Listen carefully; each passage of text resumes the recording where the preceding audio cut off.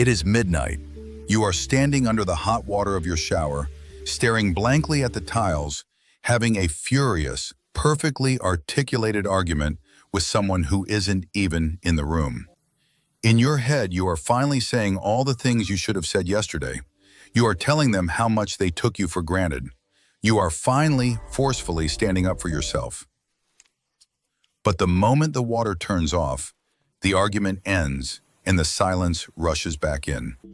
You step out of the shower, dry off, and check your phone. There is a text from that exact same person asking for another favor. And before you can even stop yourself, your thumbs are already typing out the word, sure.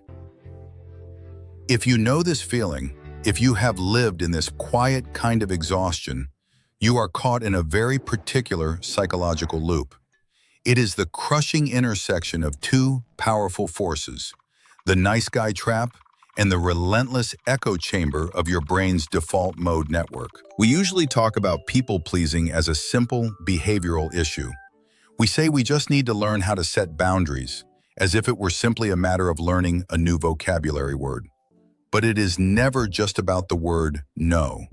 It is about the deep, physical panic that arises when we even think about disappointing someone.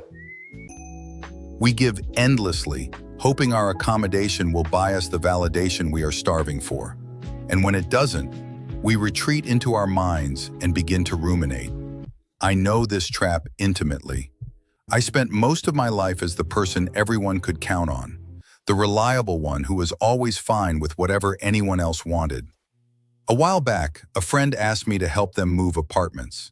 It was supposed to be a quick afternoon favor, but because of poor planning, it stretched deep into the night.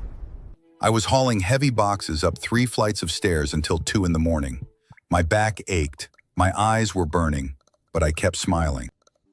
I practically broke my own back to make sure they felt supported, ignoring the fact that my body was begging for rest. I finally collapsed into bed, completely drained. The next morning, I woke up feeling bruised. I opened my phone, and the first thing I saw was their story.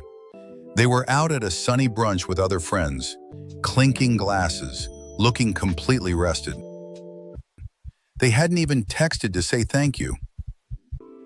I stared at the screen, and I felt this cold, heavy stone drop into my stomach.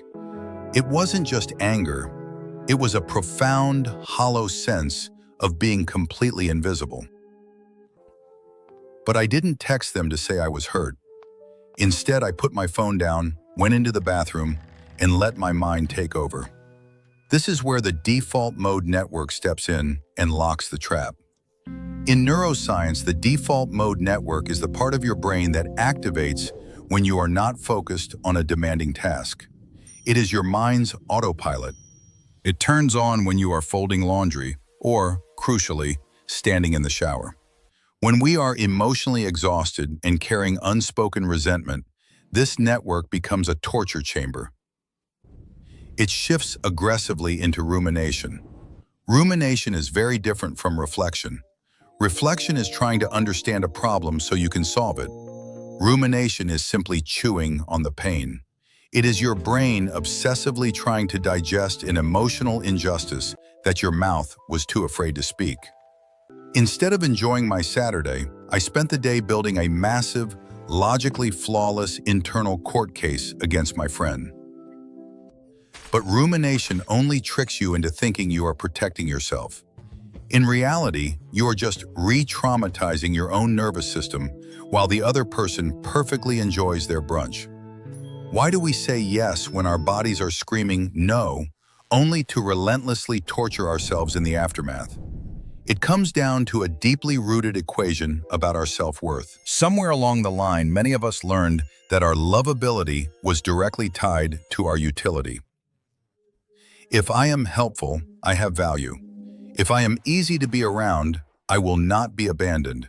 We become terrified of taking up space, of being perceived as difficult. We see this playing out in quiet, painful moments every day.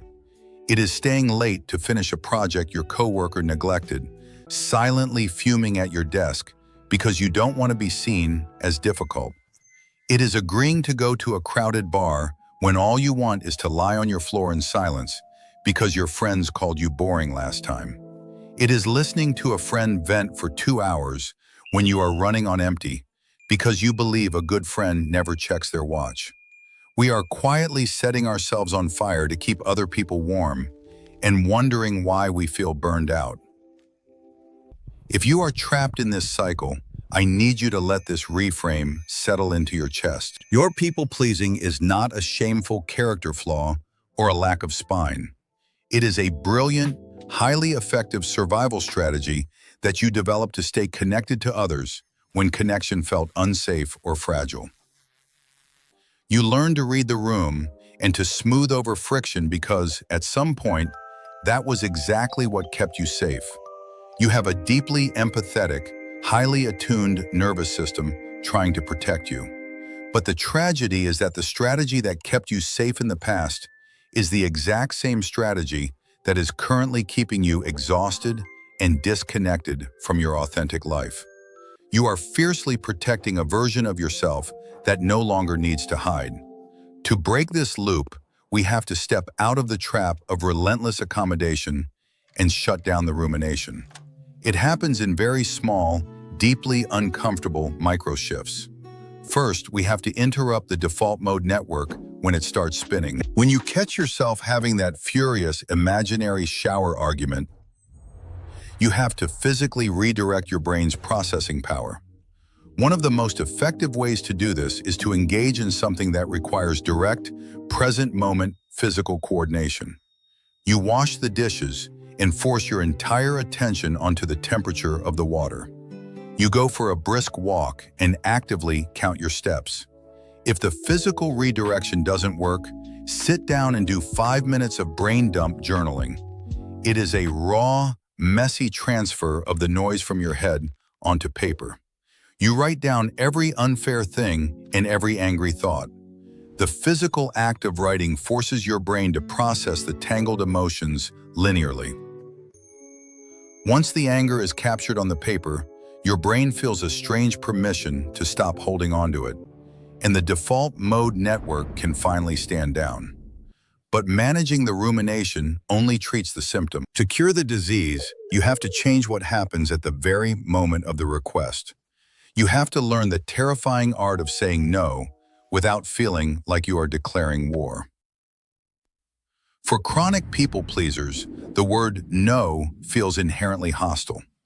We secretly believe we have to soften the blow with an elaborate lie about how impossibly busy we are. But we need to systematically decouple the act of saying no from the concept of aggression. You can fiercely protect your energy while still being incredibly kind. The secret is using short sentences and offering an alternative that fits your capacity. Over-explaining is just another form of begging for permission to have limits. The next time someone asks you for a favor that makes your chest tighten, give yourself a mandatory pause. Tell them, "Let me check my schedule and get back to you later." That single sentence is your ultimate shield. When you are ready to reply, keep it grounded. You can say, "I can't help with the heavy lifting this weekend, but I'd love to bring you dinner on Sunday." Short sentence, clear boundary, an alternative connection. No apologies for existing. The very first time I tried this, it was terrifying.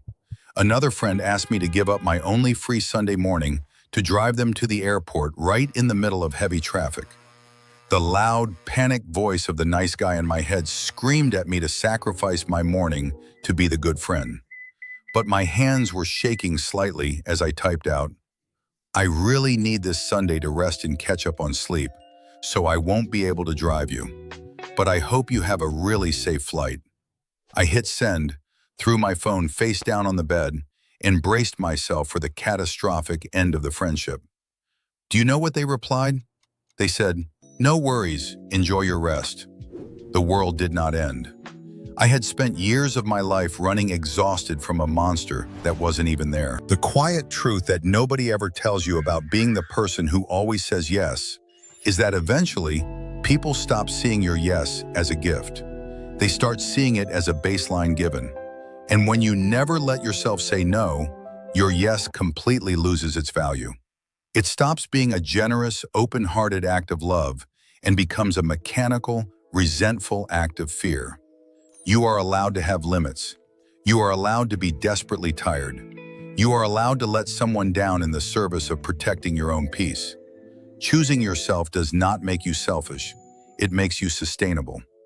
The next time you feel that familiar urge to sacrifice your own well-being just to keep someone else perfectly comfortable, take a slow breath. Let them be a little disappointed. They will survive it. And more importantly, you will finally get to experience the profound relief of having your own back.